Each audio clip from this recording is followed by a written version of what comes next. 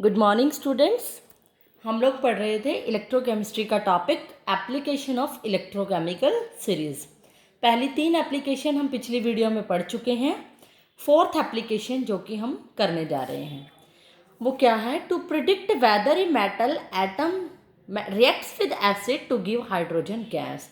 कि हमें electrochemical series से ये भी पता चलता है कि कोई भी मेटल एसिड्स के साथ रिएक्ट करके हाइड्रोजन गैस देगा या नहीं। मीन्स मान लेते हैं कि कोई मेटल है, एसिड्स यानी H पॉजिटिव आयन, उससे रिएक्ट कर रहा है और क्या बनाएगा, M positive plus half H2 gas released होगी। यानी कि मेटल किस में कन्वर्ट हुआ, मेटल पॉजिटिव में। और हमें पता है ये इसका मतलब होता है मेटल ने मेटल पॉजिटिव में कन्वर्ट किया, मतलब लॉस ऑफ इलेक्ट्रॉन किए। इट मीन्स ये रिएक्शन कौन सी हुई, ऑक्सीडेशन हाफ रिएक्शन। और हमें पता है इलेक्ट्रोकेमिकल सीरीज में ऑक्सीडेशन और रिडक्शन 2 तरह की रिएक्शन होती हैं।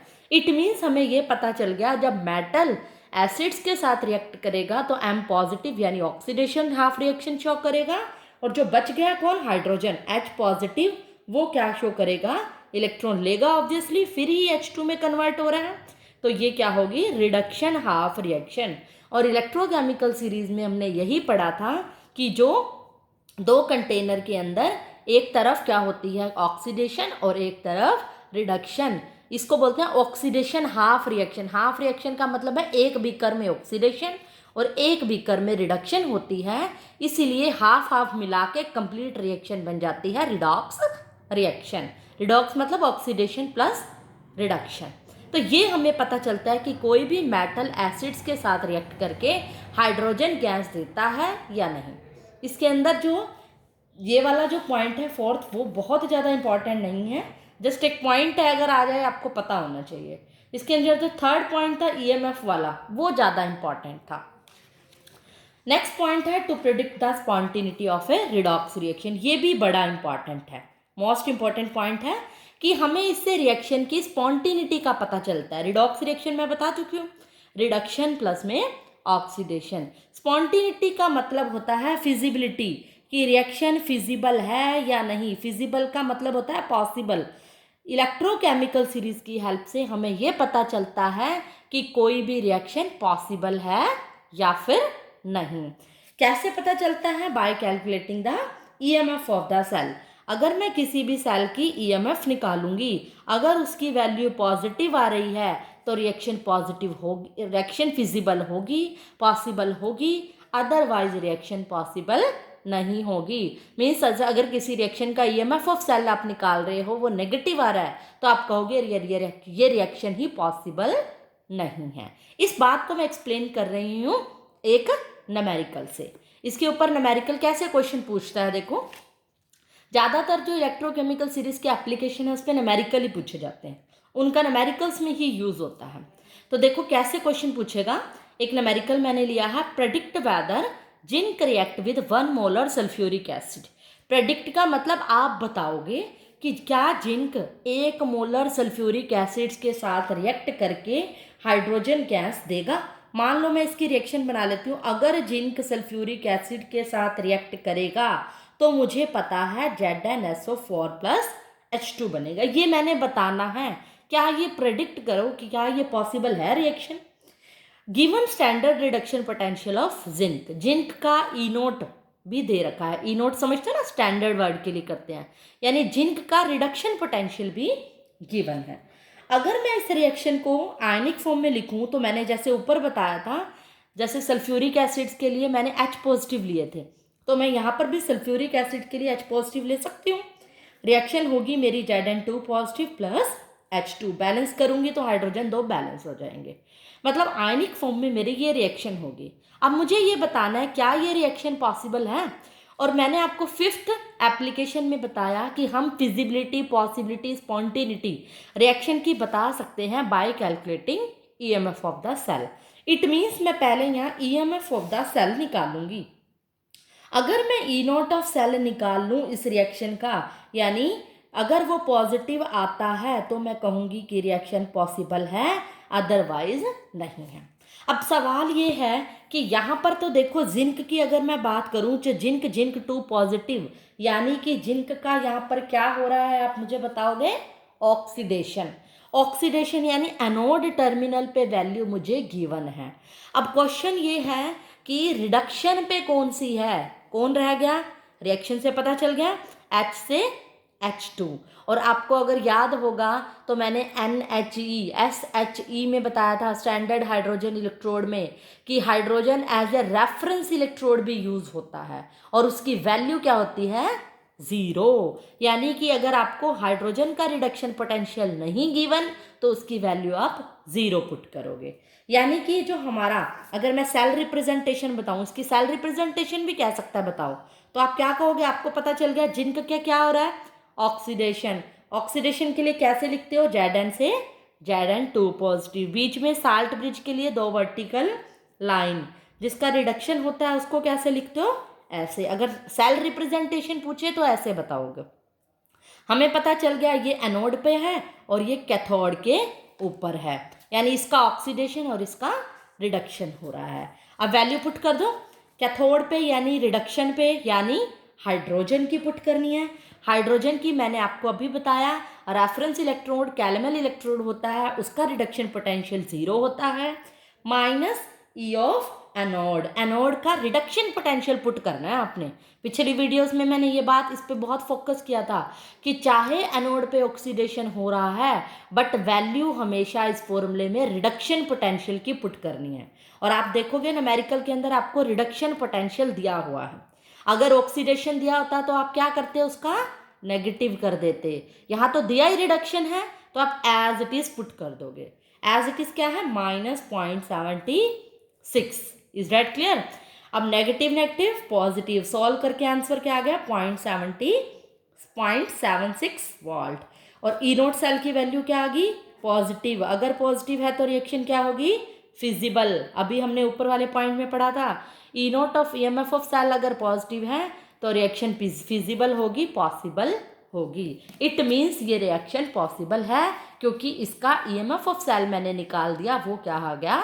Positive value. नेगेटिव आती तो मैं कहती ये रिएक्शन ही पॉसिबल नहीं है। अगर मान लो कोई लेस रिएक्टिव मेटल ले लेती, हमें वैसे पता ना 10th क्लास में रिएक्शंस का कि हाइड्रोजन को डिस्प्लेस नहीं कर पाता, उससे ज़्यादा रिएक्टिव करता है, वो तो हमें उस बेस से पता था, रिएक्टिविटी के बेसिस पे पता था। लेकिन ईएमएफ ऑफ सेल के बेस पे भी हम रिएक्शन बता सकते हैं, इज इट पॉसिबल और नॉट। नेक्स्ट जो इसकी एप्लीकेशन है वो है to calculate the minimum voltage required to bring about electrolysis of a salt solution, कि हम इससे मिनिमम वोल्टेज भी निकाल सकते हैं कि किसी भी इलेक्ट्रोलिसिस रिएक्शन कराने के लिए, कोई भी साल्ट सॉल्यूशन की इलेक्ट्रोलिसिस रिएक्शन कराते हैं तो उसकी आप मिनिमम वोल्टेज भी इसकी एप्लीकेशन से निकाल सकते हो। भी इसको मिनिमम वोल्टेज कितनी रिक्वायर्ड है, बिल्कुल सिमिलर ही है, वोल्टेज ही है, ईएमएफ ही है एक तरह से। लास्ट एप्लीकेशन है जो कि इसकी इलेक्ट्रोकेमिकल सीरीज की, कि इससे हम ये पॉइंट अगर पूछे जाए एप्लीकेशन बताओ तो सिर्फ आपने ये पॉइंट बताने हैं जो मैं 1 2 3 4 5 6 करके बता रही हूँ।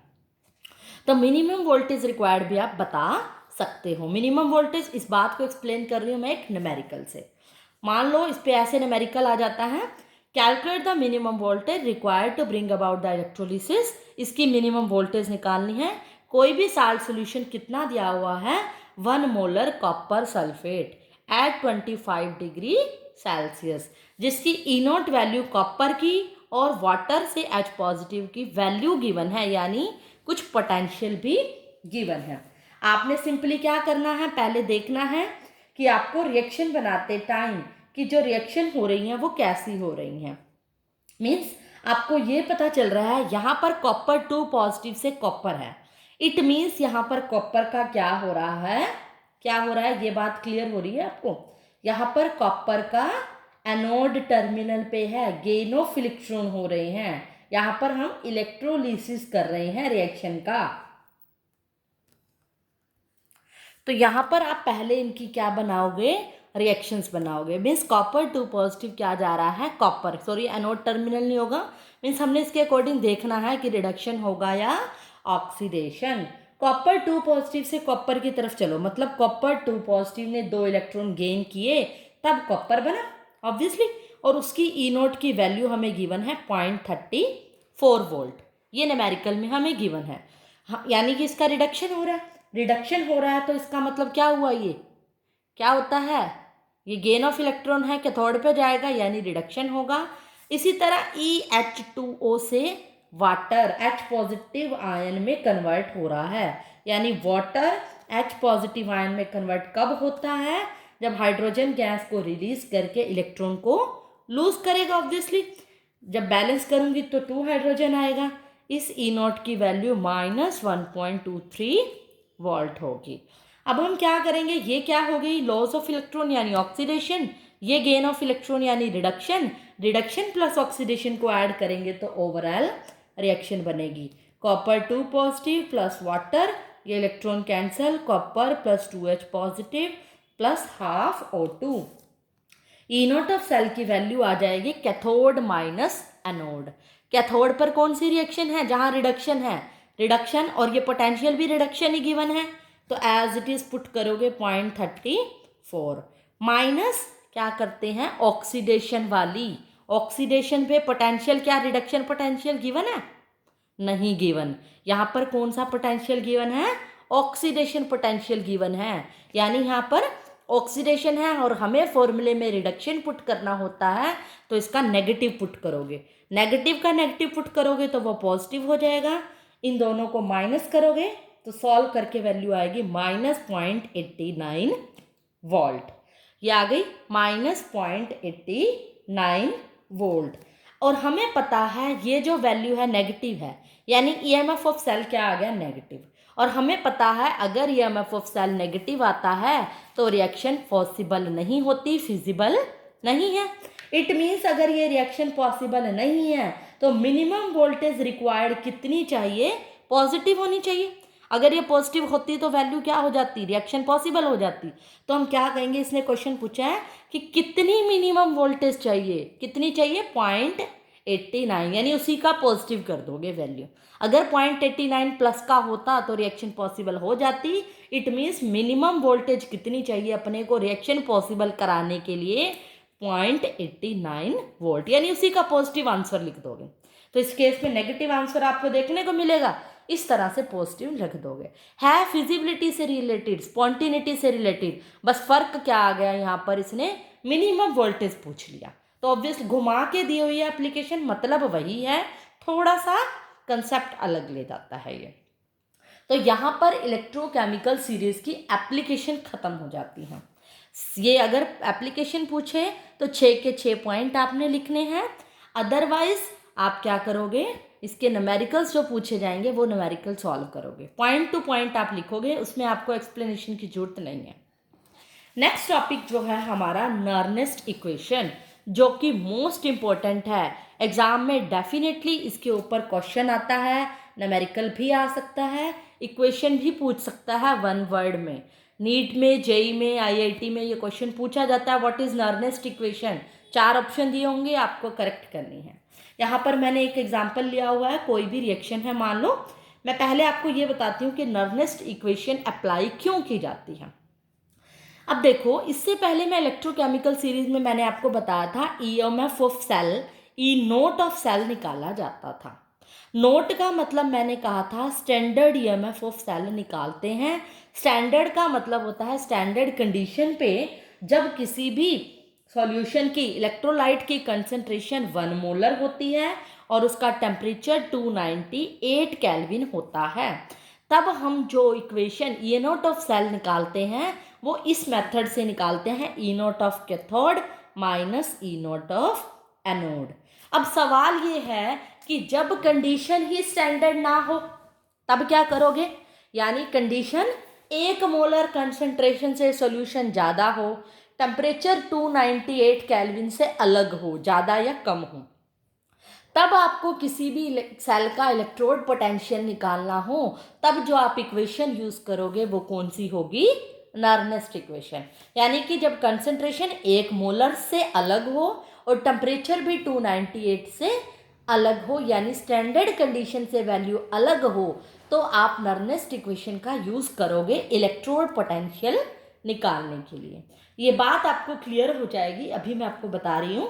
फॉर एग्जाम्पल, मैंने कोई रिएक्शन लिया, Mn positive plus n electron gives us M, यानी यहाँ पर मैंने कोई भी रिडक्शन रिएक्शन ले लिया, इलेक्ट्रॉन गेन करते हुए इलेक्ट्रॉन ले लिया है। अगर इसका EMF ऑफ सेल निकालते हैं, क्योंकि जब स्टैंडर्ड कंडीशन पे निकालते हैं तो क्या निकालते हैं आप, E0 ऑफ सेल निकालते हो, राइट। लेकिन हम यहाँ कोई स्टैंडर्ड कंडीशन नहीं है, मैंने नहीं कहा कि ये रिएक्शन 1 मोलर कंसंट्रेशन पे हो रही है, या फिर इस टाइम पे जो टेम्परेचर है वो 298 केल्विन है। इसीलिए यहाँ जो इलेक्ट्रोड पोटेंशियल निकाला जाएगा वो E0 ना होकर E होगा, और उसका फॉर्मूला एक नर्नेस्ट इक्वेशन के द्वारा दिया गया था। यहाँ पर आएगा E equal to E0 of cell, ये वही E0 है जो स्टैंडर्ड कंडीशन पे मैंने निकाला है, जिसकी value E0 of cathode minus anode रहेगी। Minus RT by NF, Ln होता है natural log, concentration of M मतलब मेटल, यानी जो प्रोडक्ट साइड पे है। यहाँ पर ये भी लिख सकते हो कंसेंट्रेशन ऑफ प्रोडक्ट बाय में कंसेंट्रेशन ऑफ रिएक्टेंट, रिएक्टेंट में क्या है Mn पॉजिटिव, ये इसका फॉर्मूला है। ये होती है नर्नेस्ट इक्वेशन, इसको अच्छे से लर्न कर लो, क्योंकि क्वेश्चन पूछा जाता है व्हाट इज नर्नेस्ट इक्वेशन, तब भी आपको पता होना चाहिए। अगर मैं इस रिएक्शन के अंदर E0 माइनस RTNF, ये जो रिएक्शन है Ln मतलब नेचुरल लोग से मैं कन्वर्ट करूं सिंपल लोग में, तो आपको पता होना चाहिए अकॉर्डिंग टू मैथ्स 2.303 मल्टीप्लाई होता है। E0 है ये 2.303 RT बाय NF लोग M बाय में Mn पॉजिटिव, कि अगर मैं नेचुरल लोग से सिंपल लोग में कन्वर्ट करूंगी तो 2.303 मल्टीप्लाई होगा। ये E0 क्या है अभी मैंने बताया, E0 of cathode minus E0 of anode, जो अब तक आप करते आ रहे हो। R क्या होता है, गैस कांस्टेंट, जो कि आप वैल्यू लोगे इसकी 8.314 जूल पर केल्विन पर मॉल, यही वैल्यू आप इसकी पुट करोगे, वो 0.0821 वाली पुट नहीं करोगे, नर्नेस्ट इक्वेशन में ये वैल्यू पुट करोगे। अगर temperature T is temperature, N क्या होगा, नंबर ऑफ इलेक्ट्रॉन्स ट्रांसफर्ड, कि कितने इलेक्ट्रॉन रिएक्शन के अंदर ट्रांसफर्ड हो रहे हैं। यहाँ तो मैंने कोई जनरल रिएक्शन लिया, N इलेक्ट्रॉन ट्रांसफर हो रहे हैं, 2 3 4 1 कितने इलेक्ट्रॉन ट्रांसफर है, वो N की वैल्यू है। F होता है फ्राडे, फ्राडेज का मतलब एक फ्राडे कितने होता है, 96,500 कूलम के बराबर होता है, यानी यहाँ पे 1 फ्राडे है तो इसकी वैल्यू 96,500 होगी। और ये कंसेंट्रेशन ऑफ प्रोडक्ट कितनी दी है और रिएक्टेंट की कितनी दी है। एक बात इसमें ध्यान रखनी है, अगर कोई भी मेटल सॉलिड में है, कोई भी मेटल सॉलिड में है, तो उसकी कंसंट्रेशन ऑटोमेटिकली आपने 1 पुट करनी है, यानी कि कोई भी मेटल अगर एक्वस फॉर्म में है तो उसकी कंसंट्रेशन आपको गिवन होगी, कुछ भी हो सकती है 0.025 कुछ भी, यानी एक्वस फॉर्म में कंसंट्रेशन गिवन होगी। अगर कोई मेटल सॉलिड फॉर्म में है तो उसकी कंसंट्रेशन 1 पुट करनी है। अब अगर एक बात सोचो, इस EMF ऑफ सेल को भी अगर मैं कह दूं बाय चांस रिएक्शन के अंदर टेम्परेचर 298 केल्विन हूँ, मान लेते हैं कि अगर टेम्परेचर 298 केल्विन हो और तो इस E की वैल्यू मैंने निकालनी हो सकता है कि ऐसा हो, कंसंट्रेशन तो 1 नहीं होएगी ना, क्योंकि हम तो फिर तो वो स्टैंडर्ड कंडीशन होगी, फिर तो उस टाइम पे E0 ऑफ सेल निकालोगे। मान लो कि उस टाइम पे कोई ऐसी रिएक्शन दे रखी है जिसका टेम्परेचर 298 केल्विन है, तो आप इस फॉर्मूले के अंदर पुट करो E equal to E0 minus 2.303, R की वैल्यू 8.314, टेम्परेचर 298 बाय में N इलेक्ट्रॉन, फ्राडे की वैल्यू हमेशा फिक्स रहेगी 96,500, 5000 लिख दिया, सॉरी 500, 8.314 भी फिक्स रहेगा, ये भी फिक्स रहेगा। Temperature according to reaction change होगा। Log of concentration of M मान लेते हैं सॉलिड है तो इसकी 1 आ जाएगी, बाय में Mn पॉजिटिव। तो ये सब क्या है, एक कांस्टेंट है, वैल्यू हमेशा सेम ही आएगी अगर टेम्परेचर 298 है। इस सब को सोल्व करके मैं डायरेक्ट आंसर बता रही हूँ 0.0591 बाय में N log 1 by Mn positive होगा, यानी जब टेम्परेचर 298 केल्विन होगा तो तो उस टाइम पे जो आप इक्वेशन डायरेक्ट ये भी यूज़ कर सकते हो, क्योंकि इन सब की कैलकुलेशन जब आप करोगे तो ये आएगी। तो आपको सोल्व करने की ज़रूरत नहीं है, टेम्परेचर 298 देखते ही आप एक नई इक्वेशन भी यूज़ कर सकते हो। तो कोई भी इक्वेशन आ जाए, मान लो जैसे आ जाए zinc plus copper 2 positive, Zn 2 positive plus copper, तो नॉर्मल इक्वेशन कैसे होगी देखो, E equal to E naught of cell minus 2.3, temperature में नहीं दे रही इस बार, 2.303 RT बाय NF लगाओ इस टाइम, लोग कंसंट्रेशन ऑफ प्रोडक्ट, प्रोडक्ट क्या हो गए आयनिक Zn 2 पॉजिटिव, ये कॉपर क्या है सॉलिड में है, अकेला है, आयंस में नहीं है, तो इसकी कंसंट्रेशन क्या होगी 1, डायरेक्ट लिख सकते हो आप। बाय में कंसंट्रेशन ऑफ रिएक्टेंट में ये आयनिक में नहीं है, इसकी कंसंट्रेशन 1, तो कंसंट्रेशन किसकी आएगी ओनली कॉपर 2 पॉजिटिव की। तो इस इक्वेशन के लिए, इस रिएक्शन के लिए नर्नेस्ट इक्वेशन क्या होगी ये। अगर कह दे टेम्परेचर 298 है तो इस सारे की जगह 0.0591 रख लो। तो आपको क्वेश्चन ये भी दे सकता है, ये रिएक्शन है, इसके लिए नर्नेस्ट इक्वेशन बताओ, जनरल नर्नेस्ट इक्वेशन भी आप बता सकते हो। इसके ऊपर न्यूमेरिकल भी आएंगे, वो मैं आपको कराऊंगी नेक्स्ट वीडियो में। तो उससे पहले के नेक्स्ट टॉपिक करने से पहले, इसके न्यूमेरिकल करने से पहले नर्नेस्ट इक्वेशन का कंसेप्ट बहुत अच्छे से क्लियर कर लो, क्योंकि ये डेफिनेटली एग्जाम में आना ही आना है। That's all for today.